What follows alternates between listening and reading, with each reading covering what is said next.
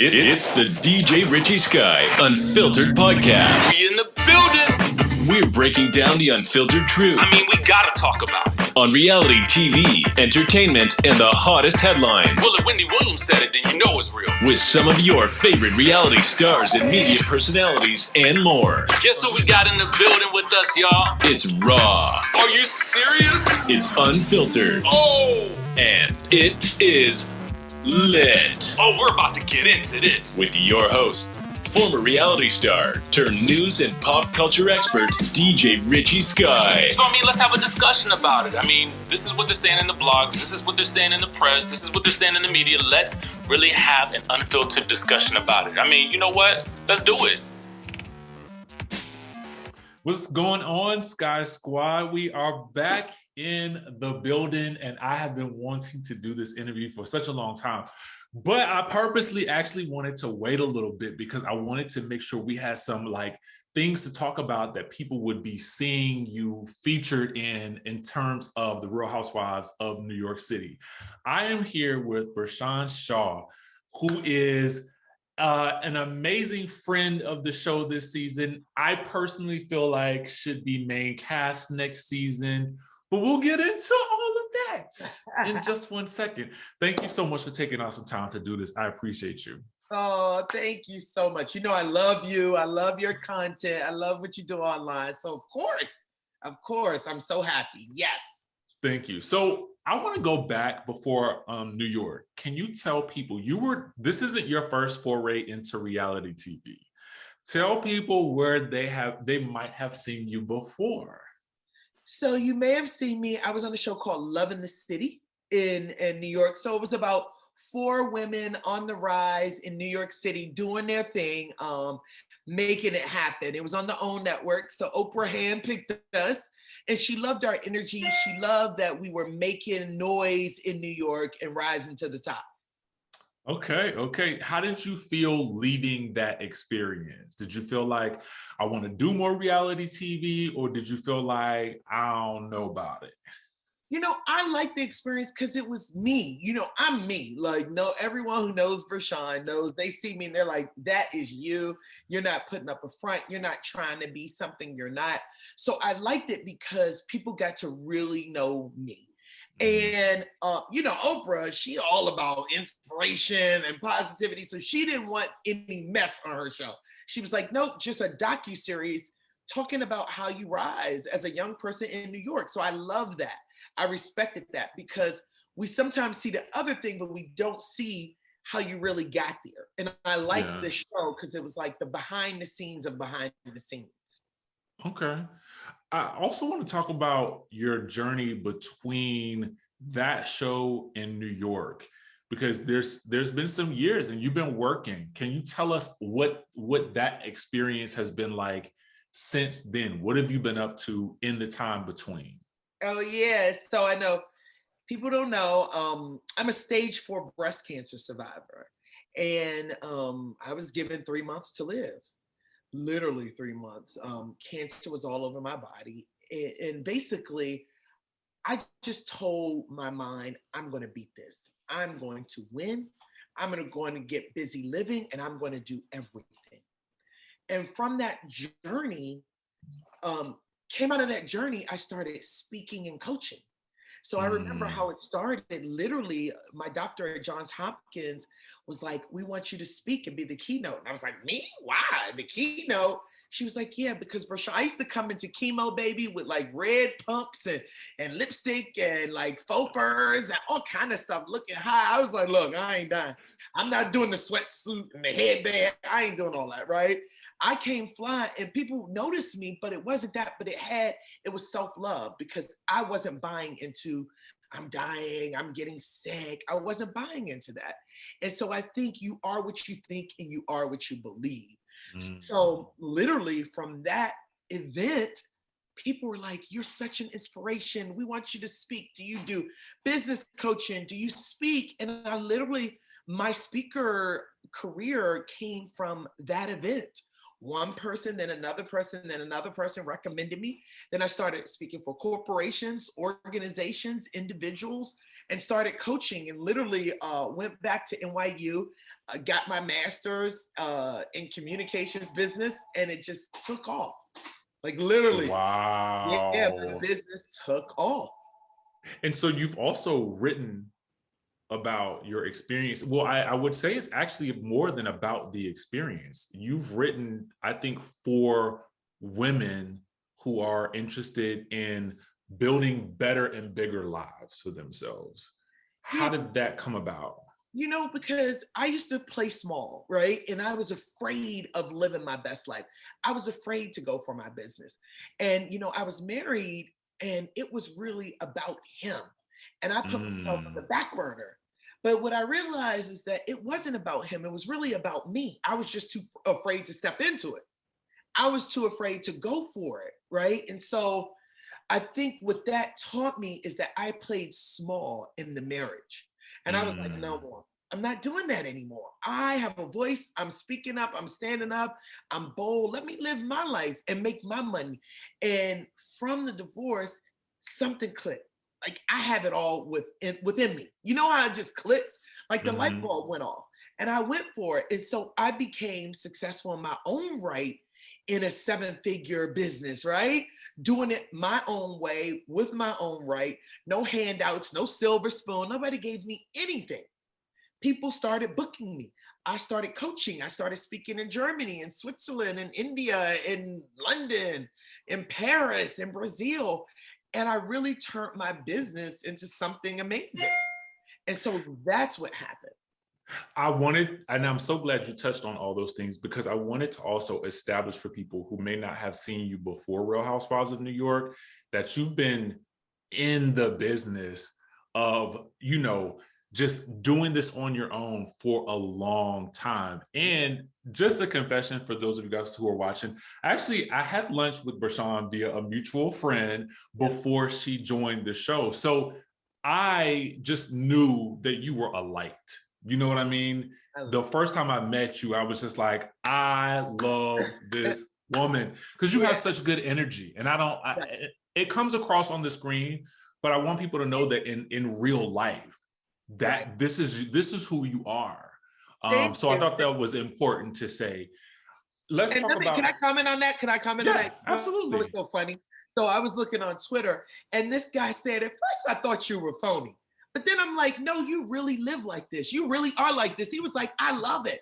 He was like, you need to show that. You're like, I hope they bring you back, because I want to see that side. I want to see a different side. I don't want to see the same old characters doing the same old thing over and over. He was like, I follow you and I'm looking at your stories. He was like, you live like that. He was like, that's something, that's a breath of fresh air. You're infectious. But he was like, you need to teach the audience about that shit. That's exactly what he said. He was like, I'm telling you, this is something, like, you got to put it in a bottle. He was like, I really F-U-C-K you. I was like, yeah, because you know what it is? Let me tell you, when you have seen death and when you know tomorrow isn't promised, baby, you live. Tomorrow isn't promised. Like, you don't know. When I had to go to Johns Hopkins, have a tube in my arm, MRIs, CT scans, PET scans, taking blood, all of this stuff over and over on a daily. Not knowing if you're going to wake up tomorrow, not knowing if the cancer is just going to really run through your body and take you out, not knowing, that wakes you up. It really does. So I live my life, honestly, unapologetically. I don't really give a shit what they say, because they're going to say something anyway. Who cares? Yeah. Talk about me. Okay, when. You know what I mean? Like, you live on a different vibration. That's important. Did that level of thinking lead you to say yes to this experience in the Housewives world? Like, what walk me through that process in your mind? Like, because we know that you came in from what we see on this screen midway through the season, but so talk to us about how that came about. Yeah, so I said yes because I'm a life coach, a business coach, and I wanted to challenge myself. And so, you know, you look online and you think, oh God, it's going to be shady. It's going to be negative. It's going to be all this stuff. But I'm like, BERSHAN, just be you, be authentic. who cares? And if they love you, they love you. If they hate you, then I'm not your tribe. You know, I was shocked that it was like, everybody's like, oh my God, I love her. She's a breath of fresh air. She's funny. She's out. Thank God.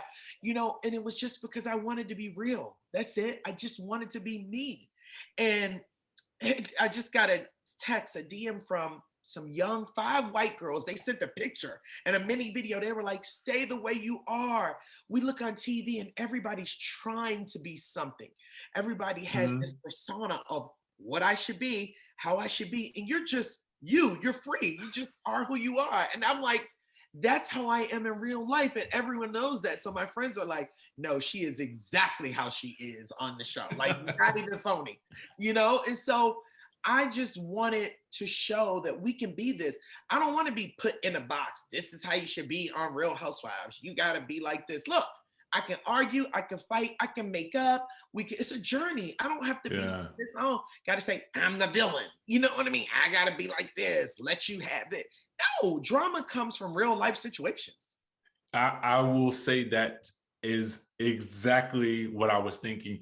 And your realness has made for some interesting moments on this season of the show. Were you received, walking into the group, were you received well by everyone? And what were your reactions to each of the ladies?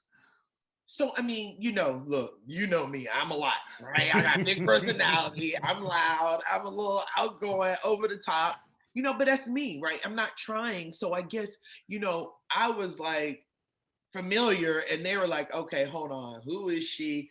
Taken aback a little bit. They had to get to know me. As you've seen through some scenes, it was like, they didn't know me because I say that shit all the time to my friends. Stop being a grandma. Girl, come on, get your clothes up. Let's go. I say that all the time, but you know, so I said it and it was like, okay, hold on. You know what I mean? So they took it a little bit the wrong way. So when I came on, it was like, whoa, you know, but then I got to know them one by one. I got to know them, you know? Who are you the closest to now in terms of having, or at least in the middle of watching all of this play out? Who would you say you're the closest to at this point? I would say I definitely do talk to Ramona a lot. And you know, Sonja and I, we, believe it or not, we exchange like business texts and stock markets. So she and I both invest. So we're like, do this, invest in this, don't do this. And so I talk to them, definitely. I talk to them. The moment with Sonja and you, that was, I didn't see that coming.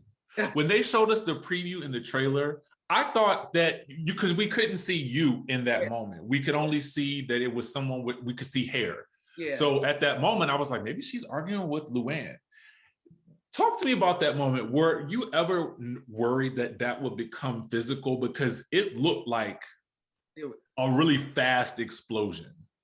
Well, you know, in that moment, it truly was not produced. It truly came out of nowhere.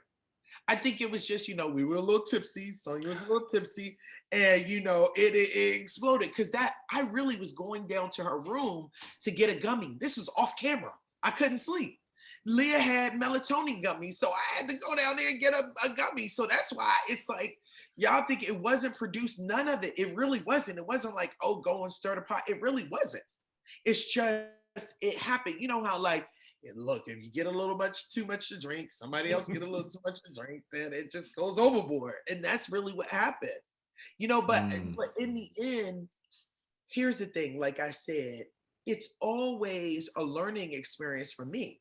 And I look, I'm a coach, but I'm not kumbaya. I'm not, oh God, can't talk, can't do. I curse like a sailor. I like to have fun. I live my life. That's me, right? So if I get out of hand or whatever, okay, I'm gonna be the bigger woman. I don't fall into these traps because my life is so full and abundant. I don't need to throw you down the steps and stuff like that. I don't get anything from that. How you and Ebony, I think I was expecting for you guys to automatically be bosom buddies as the two Black women on the show. it doesn't seem like that's happened as of yet.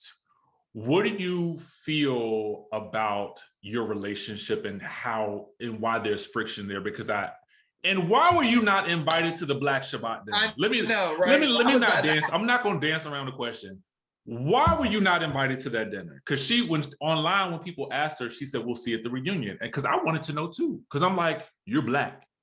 Yeah. She Black. I mean, she's saying she'll see at the reunion. I don't really know what that means because look, I like Ebony and I like what she's standing for, right? Mm-hmm. You know, we do have to start having the conversations. We got to talk.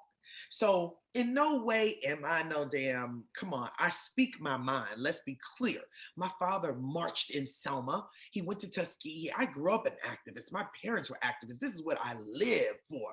So my brother got beat to a pulp by cops. We tried to fight this for 6 years and we lost. So don't anyone say I'm not Black Lives Matter. Let's be crystal clear about that. What I am is I want to make change and I want it to happen. I don't want to just talk about it and nothing happens. I don't want to be the mouthpiece that, yeah, and we don't do anything. I make change because I mentor 10 Black kids in LA. I mentor 4 women that I paid for to go to university.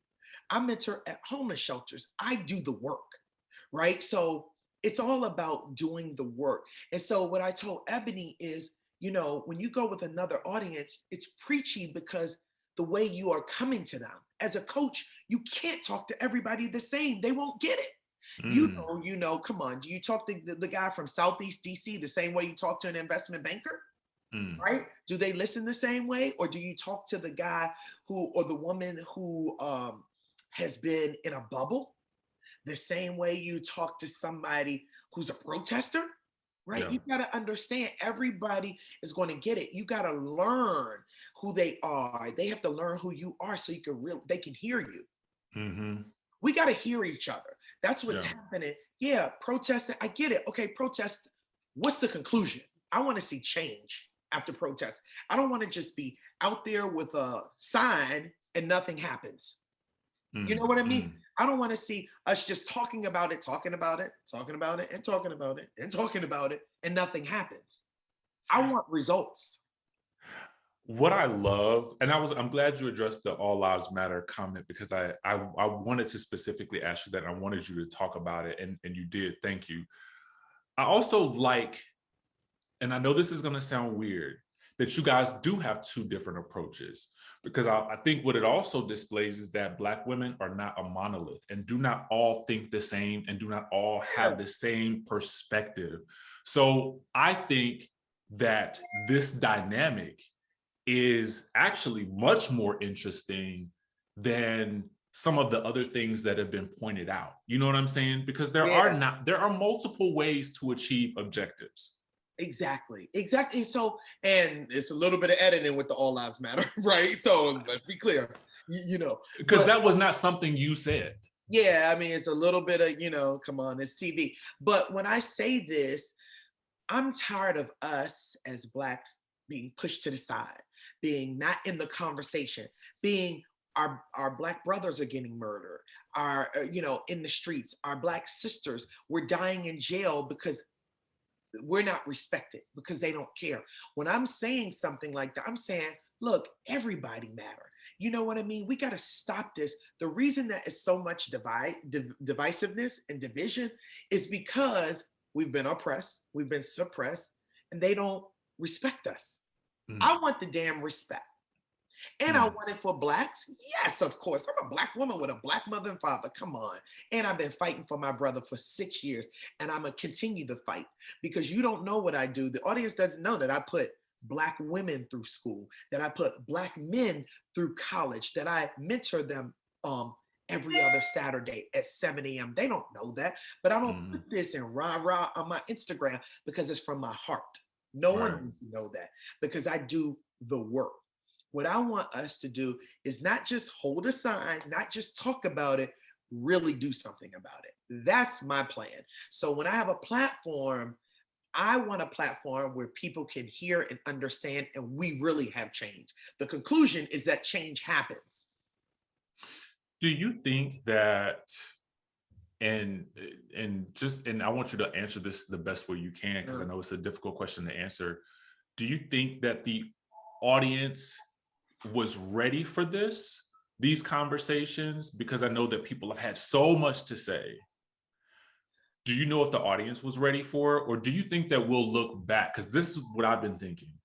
I've been thinking that we will look back on this season and realize how pivotal it was. Yeah, I think the audience wasn't ready for it. No, I don't think the audience wasn't ready for it.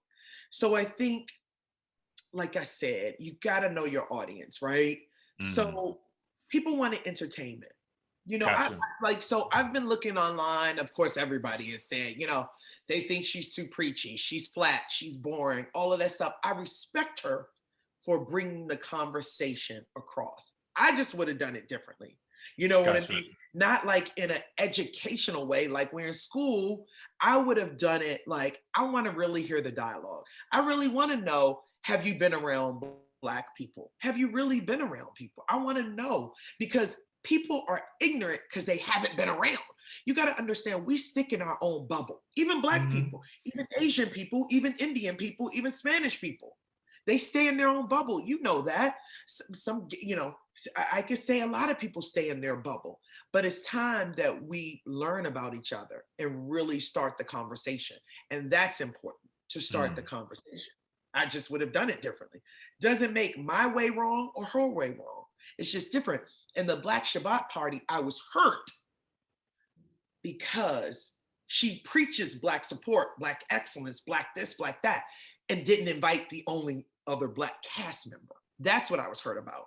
So I don't want to say phony, because, you know, people say, oh, she's phony, she's hypocritical, all of this stuff. I just want to know why. Because we spoke about it. We really spoke about it. And she did. That was the reason she told me. She did say because COVID and, you know, her friends had gone on the experience. So look, all I wanted her to do is say, come on, look, we started off bumpy. We had an issue. I didn't want to invite you. And I can take it like a woman. Hey, if you didn't want to invite me, you got your choice. You don't, but I think the audience and everyone was like, I mean, they came down real hard on her, I think, because they were like, all right, we don't believe your movement. Because a lot of my friends loved her. They did love her because they were like, oh, good, talk about this, talk about that. And I think they were disappointed in that because, you know, and I was like, yeah, I don't go hard on her because I get it. You can have your own opinion. I guess people were like, look, you can have a different opinion, but I don't want to see the same thing. We can see it in all the other shows, a Black woman putting another Black person down, doing the same old thing. You know what I mean? Not like, let's change it up. Let's let y'all have two different opinions. Let's talk about that. That's interesting. Like you said, all my friends thought that was interesting. Instead of saying, it was. I mean, it was. I was kind of disappointed, but then I thought it is like you said. She has that's her prerogative. But again, it's interesting because I feel like it provides a different conversation than what we've ever seen on a reality show like this before. So I have to applaud you both for just being yourselves and going two different ways, but maybe coming back together at some point. Because I believe there's always. Right. We watch these shows for the rise and fall of the relationships. That's what. And like I said, I like Ebony. I like what she's standing for, and I like what she's doing it. But I would do it differently. So what? I'm different. Why do I have to be like her? Why do we have to be? We're not the same. Nobody's the same. Actually, you know, if we were, it would be boring to me. That is true. You hit the nail on the head right there. It would be boring. Yes. Reunion. What's happening? When is the reunion? Oh my God. It's so crazy. I don't know. It's crazy. You know, RHONY has been on an up and down rise. You know, it's been up and down. And I think what happened is they're trying to get their foot on the ground, you know, on what's going on. What do we need to do? What, you know, all these, like I tell people, I love all the OGs. We're good. I just think, yeah, newbies, everybody want newness. That's just any show. You add new people, everybody wants that. Everybody wants newness. They want different storylines. They want people added in. That's just like, think about Empire. Every season they had to add something in. Power, all of these things you have to add in. And it's just like, right now we're going through a lot. we're going through a lot. We all are. I mean, COVID, look, you don't know I'm starting a mental health app, do you? No. I knew. Oh, you do? I remember. Oh, yeah. So, I mean, I started this app called You Are a Warrior, the letter YouAreAWarrior.com, because we're going through a lot. Because I'm tired of the same old thing on social media, Instagram, right? Trolls are coming for you, negative people are coming for you. Wow, I'm so over that. We get it, girl. What about a place where we can be safe and really talk about it? What about a place where we can get the support? Because I know we need it. My gay friend is married and doesn't want to leave because he's putting up a front. And so he's living this front. My bisexual friend is putting up a front. And these are people I love because I fight for the gays. I fight for LGBTQ. I fight for these people because what I fight for is being you. I fight for people being authentic because I wasn't for so long. So I fight for that because it's time that we can step into that. And so that's why the mental health app is, I want to make a cool mental health app to remove the stigma of all this shit we go through, all this stuff we're trying to put a front on Instagram, like we're billionaires. And then we go ask somebody to borrow $5,000. We're putting on a show for everybody. Yeah. Why? We got to perform and be fake. It's time to stop that. Stop putting on the performance and be who you are. That's what I'm for. I love that you are unafraid to say exactly what you feel and be yourself. And I've always admired that about you since first meeting you. Right? Yeah, right. You're a big personality, but you're also very real. And I think in order for us to get to a better place as a society, that we have to figure out how to become more like that, a little bit more real, and have these types of real conversations. So I appreciate that. Before we end, what is next for BERSHAN Shaw? We know about the app. Yep. We know that there's a reunion coming at some point. At some point. Point, right? What's next for you? Do you want to go back for another season? And what else are you up to? Okay, yeah. So I want everybody to join the app. So www.YouAreAWarrior.com. Get your perks. It launches in October. I got a book coming out. That's good. I got a clothing line. I got, warrior bracelets and candles and a clothing line. I'm in the cannabis business. Wait for it, y'all. Wait for it. Yeah. Warrior Cannabis. Come on. I'm a multipreneur. I don't play games. I don't play. Look. Okay. And, I don't know. Never say never. I got a lot of stuff on my plate. It was good to see how people perceive me, because I did think that SONJA fight and all that, I was like, oh, they're gonna hate me, they're gonna destroy me. She got like 2-3 million followers. I got like 200, 300,000, whatever. I just thought they were gonna destroy me, but they were like, you're fresh pair of eyes. It's fresh. It feels refreshing. It's new. It doesn't feel dated. And I like that. So that was a good thing. I don't know. We got to see, because I got a lot of stuff going on. Okay. That is fair. BERSHAN, thank you so much. I appreciate you. I appreciate the energy that you bring to the show. I do think, and I agree with everyone's assessment, that it is refreshing. That New York is one of my favorite franchises. So it was nice to see this energy coming onto this show, because I think it was the perfect timing for it. So Thank you for that. Thank you for doing this interview.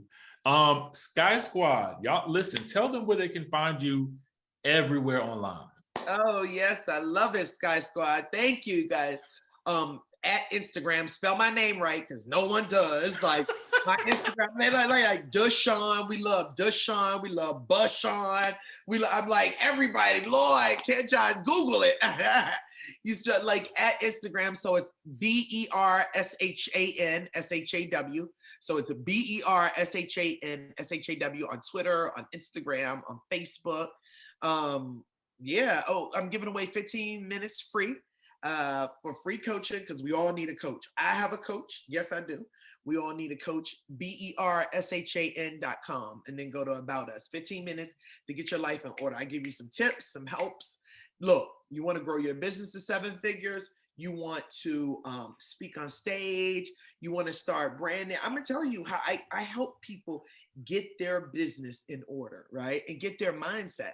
Let me tell you, you don't grow your business. You don't become who you want to become because you don't believe you can do it. Why? What's that? I might be taking you up on that because I literally, this is so off topic, but on topic. I have been thinking to myself, I need a business coach. So I might be having to work that out with you after all this. Yeah, I do. I mean, I coach everyone from politicians to CEOs to entrepreneurs to influencers. I definitely. Okay. And let me tell you, everybody needs a coach.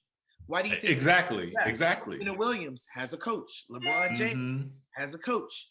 Michael Jordan. I mean, they all have Bill Gates. So people have coaches because we hold you accountable, we motivate you, and take action to do the steps.